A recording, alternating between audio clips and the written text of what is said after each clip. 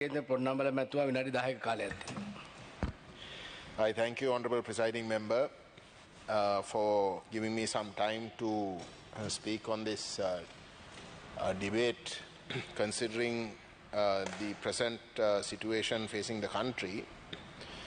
Now, as far as the Northeast is concerned, Honourable Presiding Member, you would appreciate that it's a region that has come out of a war situation, a war that lasted for over 30 years. And in those 30 years, there was an economic blockade that completely crippled economic growth in that area. People somewhat survived because it was a closed economy in that war zone, and therefore they somehow managed because the competition was within. But since the end of the war, it's been 15 years and not a single government, whichever party that formed government, has had a comprehensive economic program to first protect the economy of the people of the Northeast and then thereafter to allow it to grow so that it can compete with the rest of the country. It is without having any help or intervention that this economic crisis has also hit the Northeast. Now, if you take the Northeast, Honourable Presiding Member, the economy of the Northeast to a great extent depends on fisheries. Because if you take Sri Lanka's coast, almost well over 60% of the coastline is found in the Northeast because of the geographical nature of the way in which the Northeast is formed. And therefore, naturally, fisheries is a major sector with regards to the economy of the area. Now, once this is the case, Honourable Presiding Member, for the 30 years of the war, fishing was banned. In the Northeast, fishing was banned. Only during the peace process, there was some allocation for the fishermen to go a couple of kilometers out into the sea, but more or less it was banned even then. And under these circumstances, at the end of the war, those fisher folk were trying to stand up on their own feet. Finally, they felt that they can get back onto their own feet. And when this scenario was playing out, we all of a sudden had fishermen from India, particularly Tamil Nadu, coming into Sri Lankan fishing waters and fishing. Now, number one, the type of fishing methods that these trawlers were using were banned internationally, and the outcome of those trawler fishing was the destruction of the seabed. So there was a lot of opposition, and once these trawlers come into the waters of the Northeast, they also eventually end up destroying the assets of the local fishermen. And we had been bringing this issue up several times with the Sri Lankan government, but to no avail.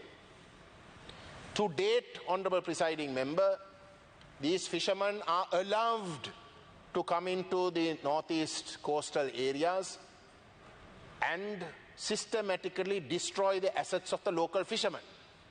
And I am saying that they are allowed, they are deliberately allowed, because if the Navy wanted to stop it, they could. I don't know whether you are aware, Honourable Presiding Member, if you go to the Northeast coastal line, you have a naval point every kilometer. Either you have a major camp or you have a naval point. There is an oppressive presence of the Navy. And the Navy is present by illegal means. They have confiscated privately owned property in order to have this physical presence in the northeastern coast. Now, you confiscate our own property and you create a presence there, an oppressive presence there, for the purpose of, quote unquote, securing the sovereignty and territorial integrity of the country. Well, here you have foreign fishermen coming into Sri Lankan waters every day, destroying the assets of the local people, but you sit there watching merry. Surely there is something wrong here.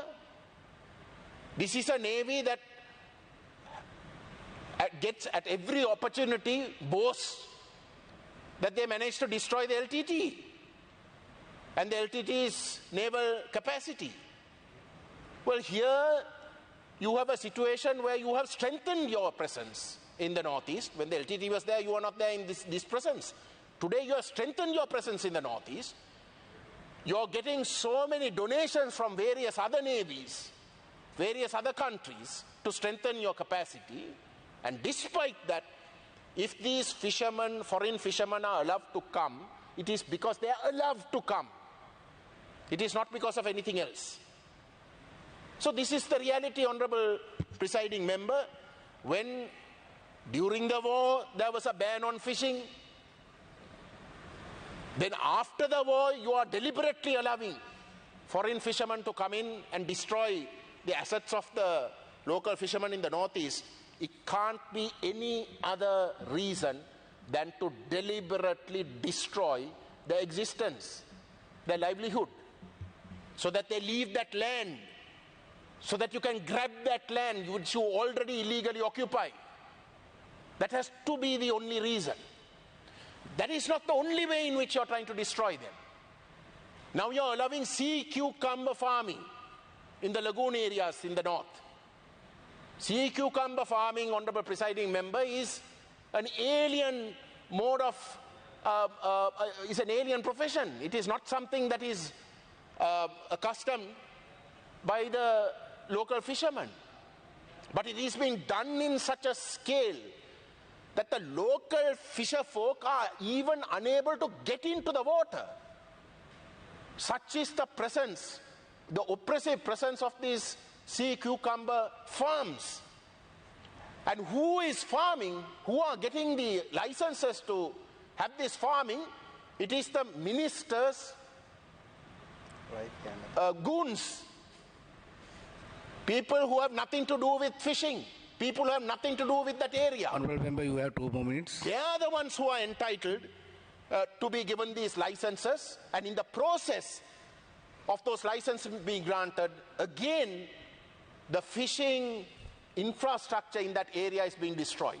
So in every way possible, the fisher folk, their livelihoods are being destroyed. Yesterday there was a protest where they had gone in front of the Indian High Commission, the consulate in Jaffna, and protested. They have a right to protest. But my view is that it is not the Indian consulate that you should protest before.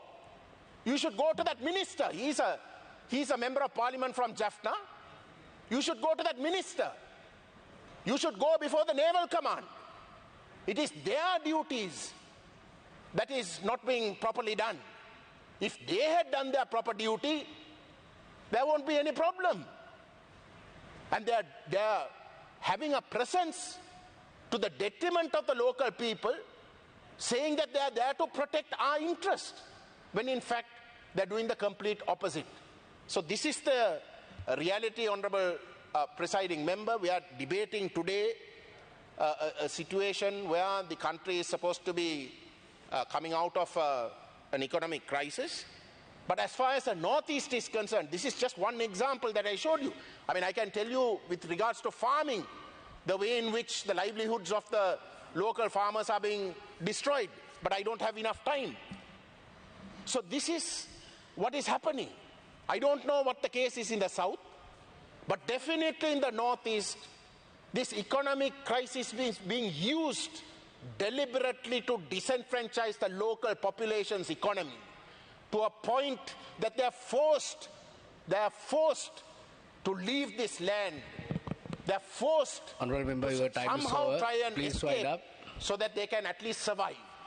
And that obviously must be the agenda of this government, Honourable Presiding Member. It is in this backdrop It is in this backdrop that these elections are going to come. We have this government behaving in such an oppressive way, but we have nothing coming from the opposition, whichever party that may be. They know what is actually happening. They know how this government is deliberately acting in a way to destroy the livelihoods of our people, but they have no voice to stand up and say that this is what is happening. So therefore, Honourable Presiding Member, these elections that the people are going to face in the Northeast Please wind up your will time, be an sir. acid test. Will be an acid test where the people this time can very clearly demonstrate what their opinion is with regards to how they have been treated in the last 15 years since the end of the war.